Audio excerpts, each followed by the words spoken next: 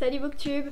Il faut savoir que j'ai beaucoup de débuts de sagas de manga et j'ai du mal à les prioriser, à les mettre en avant et donc à les commencer et à décider si oui ou non je veux continuer avec cette saga, parce que vous n'êtes pas sans savoir que pour beaucoup de sagas, les mangas c'est assez long et assez coûteux en investissement, que ce soit de temps ou d'argent au passage. Et du coup je voulais un peu renouveler ma façon de parler des mangas, parce que c'est vrai que juste faire une review de tous les mangas que je lis, c'est pas forcément pertinent à mon sens, puisque si je vous parle du tome 95 de Détective Conan, ça va peut-être pas vous parler. S'il faut avoir lu les 94 avant, c'est pas forcément idéal. Du coup j'ai décidé de changer un petit peu de format et je vais faire un format un petit peu pseudo-vlog, c'est-à-dire que je vais, à chaque fois que je vais faire ce type de vidéo, commencer 3-4 sagas de manga avec une thématique un peu logique, on va dire, et à chaque fois je vais vous faire mon avis sur les 1 ou 2 premiers tomes. Il faut savoir que pour les mangas, vu le format assez court, pour me faire une idée, j'aime bien acheter les 2 premiers tomes d'un coup. Et du coup il y a beaucoup de livres où j'ai 2 tomes d'emblée, et du coup c'est pour ça que je vais commencer avec les 2 premiers tomes. Du coup à chaque fois je vous ferai un retour manga par manga, vous dire un petit peu ce que j'en ai pensé, les thématiques abordées, etc. Peut-être un petit peu de passage pour les illustrations, parce que je sais que pour beaucoup ça va jouer dans l'évaluation, et décider si oui ou non je continuerai avec la saga, et pour vous aider à décider si c'est une saga qui est faite pour vous, parce que les mangas c'est assez difficile de choisir. Aujourd'hui je vais vous parler de 3 sagas de manga un petit peu cosy, avec des ambiances qui m'ont l'air un petit peu similaires, avec une sensation un petit peu d'isolement et des enfants qui sont isolés et qui vont être pris sous leur aile par une créature ou quelque chose de non humain. En tout cas c'est le feeling que j'en ai, ça a l'air d'être des choses assez cosy sans pour autant être ultra mignon et ultra choupi. Ce sera le thème d'une autre vidéo parce que j'en ai aussi. Et du coup aujourd'hui je vais vous parler, comme j'ai dit, de 3 mangas. En premier on va parler de Lonely World, qui est publié chez Kiun dans la collection Seinen et qui a été fait par Iwatobi Neko. C'est un manga de science-fiction et c'est assez rare pour le mentionner et j'ai extrêmement hâte de le découvrir. Ensuite on va parler de Somali et l'esprit de la forêt de Yako Goreishi, qui est paru chez Komiku Édition. Et enfin, toujours chez Komiku, on va parler de L'enfant et le maudit de Nagabe, donc chez les éditions Komiku. Ce sont tous les 3 des sagas que j'ai hâte de découvrir. Je vais m'y mettre sans tarder et je vous reprends à la fin de ma première duologie entre guillemets. Du coup j'ai fini les 2 premiers tomes donc de Somali et l'esprit de la forêt. J'ai beaucoup aimé, honnêtement, c'était vraiment une très bonne surprise. Je sais pas trop à quoi je m'attendais, j'avais été surtout happée par les dessins et par l'ambiance très nature qu'il y avait sur la couverture. Je savais pas du tout à quoi m'attendre. C'est vraiment des thématiques qui me parlent énormément, qui sont bien traitées je trouve. J'aime beaucoup aussi les dessins, je vous montrerai de toute façon après. Dans Somali et l'esprit de la forêt, on va suivre donc Somali, qui est une petite humaine qui va se trouver recueillie par un golem. Les golems sont des protecteurs et des gardiens des forêts normalement, et du coup ce golem à la fin de sa vie va abandonner sa forêt pour aider Somali à retrouver ses parents. Le problème c'est que dans cet univers il y a des humains et des non-humains. Ils cohabitaient sur la terre mais séparément et ne se connaissaient pas pendant très longtemps, et à partir du moment où ils se sont rencontrés, en gros les humains ont été dégoûtés un petit peu par l'aspect des autres et ont été violents avec ce qui ne leur ressemblait pas, ce qui a déclenché la défiance de la part des non-humains, ce qui a déclenché une grande guerre qui a entraîné la quasi-extinction de l'espèce humaine, et du coup les humains sont traités par les autres comme des animaux domestiques ou de la viande et pas beaucoup plus que des choses matérielles comme nous avec certains animaux. Et du coup ça permet d'aborder beaucoup de thématiques que je trouve hyper intéressantes, parce que déjà l'humain dans cet univers là est assez faible par rapport aux autres et vraiment on sait rien faire. Et du coup ça permet de replacer l'humain à sa place dans la nature, et parmi la nature on a toute une dimension aussi autour de la nature, autour de la beauté du monde qui nous entoure. Ça se voit hein, sur la première couverture, l'esprit de la forêt déjà. On a toute une dimension voilà, de la beauté du monde et de la beauté de ce qui nous entoure. Et on a aussi beaucoup une dénonciation des préjugés et de la violence que peuvent avoir les humains principalement à l'encontre des gens qu'ils ne connaissent pas, qu'ils jugent différents, qu'ils jugent dangereux sans les connaître. Et du coup on a toute cette dimension là qui est vraiment beaucoup abordée, notamment dans le deuxième volume, et je trouve que c'est très intéressant, surtout quand on parle d'un manga qui vient du Japon où quand même la xénophobie est assez courante, on va dire, et très ancrée dans l'identité du pays et des Japonais. Mais ça va pour à peu près tout. Et on a aussi toute cette notion de l'enfance, puisque Somali est une petite enfant, elle a 6 ou 7 ans, et elle va rencontrer aussi d'autres enfants. Il y a d'autres enfants qui vont être mis en évidence, et on voit la bonté et la gentillesse des enfants qui sont capables d'accepter à peu près tout ce qui est différent d'eux, mais c'est quand on grandit et quand on nous apprend que la différence c'est mal qu'on commence à être anti-différence, pour la violence, etc. Et qu'on voit que les enfants en fait sont entraînés par les convictions de leurs parents sur les autres. Et donc il y a toute cette discussion là aussi qui est abordée.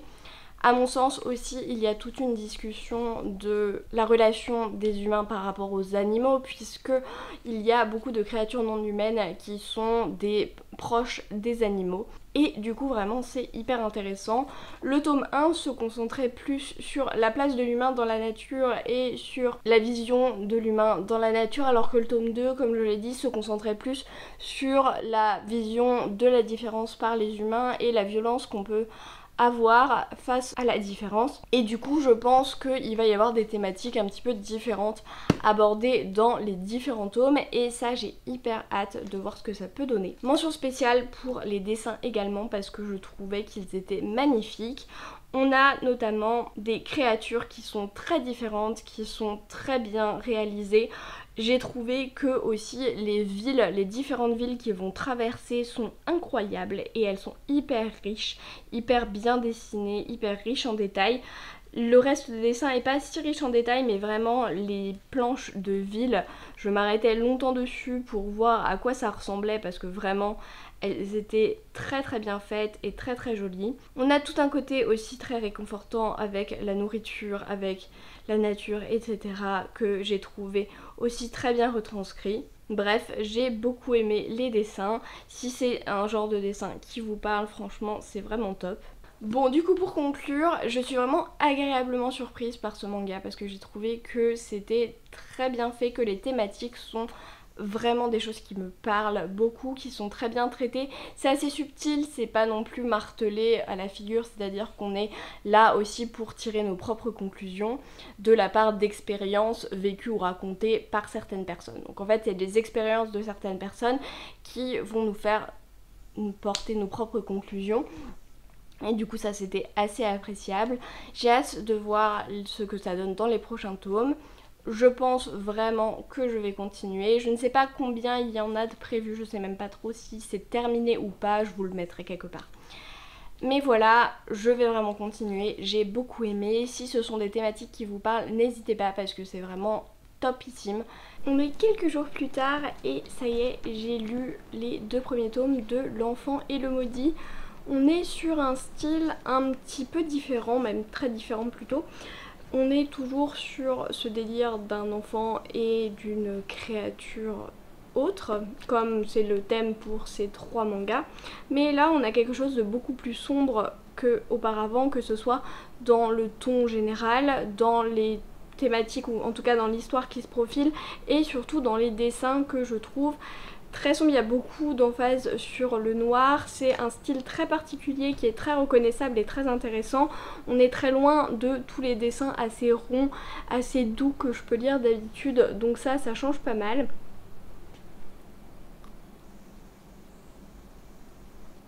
Donc dans l'enfant et le maudit, on va suivre donc une enfant Shiva et un maudit qui est juste là. Donc on comprend assez vite que le maudit en fait a recueilli Shiva, puisque dans cet univers là il y a les gens de l'intérieur qui sont les humains et les gens de l'extérieur qui sont donc les maudits. Et si un humain touche un maudit, il devient maudit à son tour. Shiva a été abandonnée dans la forêt par sa famille car ils ont cru qu'elle était maudite, sauf que en réalité elle ne l'est pas, et du coup il y a ce maudit qui l'a prise sous son aile et qui s'en occupe sans qu'elle puisse du coup le toucher pour ne pas la maudire. Il y a beaucoup de questions existentielles pour le maudit, puisque il ne lui a pas dit que sa famille l'avait abandonné, il a juste dit que sa tante allait revenir la chercher, et il y a pas mal d'interrogations là-dessus. Et dès la fin du tome 1 et dans le tome 2 surtout, on a tout un mystère qui commence à se construire autour donc de l'existence des maudits, avec une quête de la cause d'où viennent en fait ces maudits, qui les a entre guillemets créés, comment ça se passe, comment éviter que d'autres soient maudits ou comment guérir, etc. Et du coup il y a tout un mystère autour de ça. On a aussi la présence d'humains qui sont donc des soldats surtout, qui vont arpenter la forêt, mais avec une grande peur de ces maudits. Pour le moment j'avoue qu'au niveau de l'intrigue c'est assez flou, c'est surtout mettre en place une ambiance, j'ai l'impression un ton assez sombre comme je l'ai dit avant, par les dessins il y a assez peu de dialogue, mais on sent vraiment voilà une pesanteur dans la lecture, et comme je disais tout ce mystère qui se tisse, donc en fait pas grand chose de plus à en dire, c'est très intriguant, c'est un manga qui est terminé en 11 tomes, donc ça peut être intéressant de voir où ça va par la suite. Peut-être que je vous ferai un récap si je termine la saga pour voir un petit peu d'où ça va. Pour le moment c'est assez prometteur, c'est un ton qui change pas mal de ce que je peux lire d'habitude et j'aime beaucoup le côté mystère, je suis très intriguée, donc à voir où ça va, mais pour le moment j'ai pas grand chose de plus à en dire, en tout cas au niveau de l'histoire. J'aime beaucoup le personnage de Shiva, j'aime beaucoup aussi le personnage du maudit qui a l'air assez nuancé et assez intéressant. Voilà, pour le moment c'est plutôt prometteur, pas grand chose de plus à en dire. Mais il faut pas s'attendre à quelque chose de tout mignon, tout rose. Si vous cherchez quelque chose de un peu plus sombre, un peu plus même paradoxalement orienté sur une histoire, une enquête, sur une histoire qui va se terminer assez rapidement, ça peut être un bon bail. Et du coup je vous le recommande plutôt. Comme j'ai dit, peut-être que je ferai une vidéo sur la saga dans son ensemble. Si ça vous intéresse, n'hésitez pas à me le dire dans les commentaires. Je vous reprends quelques minutes après ma précédente intervention, puisque j'ai enchaîné avec les 2 tomes de Lonely World. Et j'avoue que pour le coup c'est un peu plus mitigé, puisque j'ai pas trop accroché. Je suis hyper déçue parce que franchement la couverture du tome 1 est juste trop belle, les couleurs, le dessin et tout ça c'est trop beau. Mais malheureusement ça s'est pas trop retranscrit dans le ton du manga et dans la réalisation. À mon sens, j'ai pas été plus happée que ça. Dans Lonely World, on va suivre une jeune fille qui a tout oublié dans un monde qui a des golems, donc ce sont des robots en gros. Encore un enfant et des golems, que voulez-vous? Mais du coup, ces golems ont été... C'est golem royal.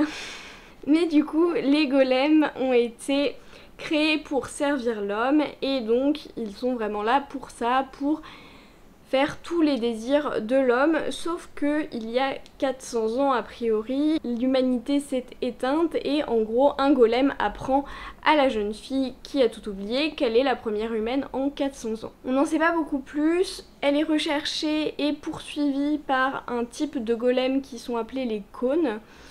Et elle va se faire un petit peu recueillir de force, c'est-à-dire qu'elle va un peu manipuler et ordonner à un golem de l'aider et de la recueillir pour comprendre ce qui se passe, qui elle est, d'où elle vient et pourquoi elle est la seule humaine. J'ai trouvé qu'il y avait pas beaucoup de choses finalement dans ce tome, et au contraire de l'enfant et le maudit où je vous ai dit il se passait rien, mais il y avait toute une ambiance qui était créée, tout un environnement, toute une relation.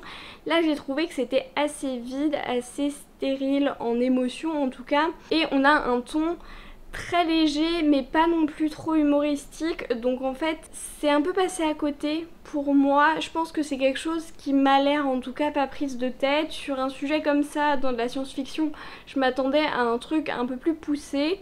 Après j'ai lu les 2 premiers tomes, il y en a déjà 4 qui sont sortis, c'est encore en cours. Je pense pas que je continuerai, mais peut-être que et sûrement que la discussion s'approfondit avec les tomes, c'est très probable. Mais du coup le ton et le traitement qui a été fait dans ces premiers tomes aux robots et à la relation avec les hommes et à la supériorité humaine, etc. étaient pas forcément ce qui me passionnait le plus. Il y a aussi des choses qui sont un petit peu étranges, qui essayent d'être justifiées par des explications tout aussi approximatives.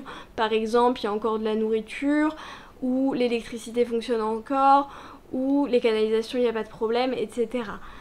Ça fait 400 ans quand même, c'est un peu bizarre. Donc voilà, je suis un petit peu mitigée, le ton vraiment j'ai pas été hyper fan, il y a des moments où il y a des sortes de combats un petit peu entre les golems, j'ai pas réussi à bien tout comprendre, c'est pas des combats qui sont hyper lisibles non plus, ce qui est un problème récurrent dans les mangas papier. Mais voilà, du coup c'était pas non plus terrible, hein, c'est pas mauvais, c'est juste que j'ai pas l'impulsion forcément pour continuer, je vais pas aller acheter à chaque fois qu'un nouveau tome sort la suite parce que j'ai eu aucune émotion en fait qui a été vraiment sollicitée à la lecture des tomes. Donc voilà, les dessins sont assez classiques, j'ai eu un a priori très positif au tout début avec les premières planches qui sont un peu floutées, vous savez comme quand au crayon vous passez un mouchoir. Je trouvais que ça rendait très bien, mais dès qu'on arrive sur les planches plus classiques, j'ai trouvé que voilà, c'était assez basique, assez banal pour du manga en tout cas. C'est pas celui que je vous recommanderais en premier, je vous recommanderais si vous voulez quelque chose de mignon et avec des thématiques aussi qui sont à mon sens au début plus intéressantes, je vous recommanderais plutôt Somalie et l'esprit de la forêt. Et si vous voulez quelque chose d'un peu plus sombre avec une ambiance, une enquête, quelque chose qui est fini aussi, L'Enfant et le Maudit, celui-là personnellement je vais le mettre de côté. Je vais probablement me débarrasser de ces 2 premiers tomes, mais j'étais quand même contente de les avoir découverts. Ça reste une bonne expérience de lecture. J'espère que cette vidéo un petit peu différente des autres mais que je trouve peut-être plus intéressante pour les mangas, au moins là on découvre des mangas ensemble, je vous dis ce que j'en pense et comme ça vous pouvez décider si c'est pour vous ou pas. Dites-moi si ce nouveau format que je pourrais refaire régulièrement vous intéresse, si les mangas c'est quelque chose qui vous parle. Voilà, n'hésitez pas à me dire tout ça en commentaire. J'espère encore une fois que cette vidéo vous a plu, mais en attendant on arrête tous de procrastiner, on va prendre un livre et moi je vous dis à la prochaine.